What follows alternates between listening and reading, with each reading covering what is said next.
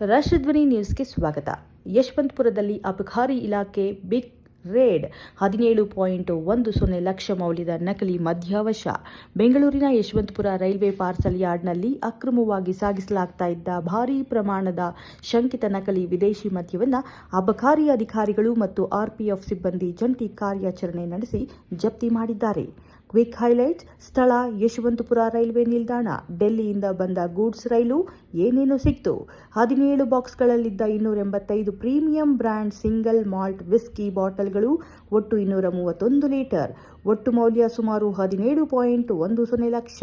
ಖಚಿತ ಮಾಹಿತಿ ಮೇರೆಗೆ ದಾಳಿ ನಡೆಸಿರುವ ಅಧಿಕಾರಿಗಳು ಸದ್ಯ ಪ್ರಕರಣ ದಾಖಲಿಸಿಕೊಂಡು ಈ ಅಕ್ರಮ ಜಾಲದ ಕಿಂಗ್ ಪಿನ್ ಯಾರು ಎಂದು ಮುಂದಿನ ತನಿಖೆ ಕೈಗೊಂಡಿದ್ದಾರೆ. ಕ್ಷಣ ಕ್ಷಣ ಮಾಹಿತಿಗಾಗಿ ನೋಡ್ತಾ ಇರಿ ರಾಷ್ಟ್ರಧ್ವನಿ ನ್ಯೂಸ್ ಕನ್ನಡ.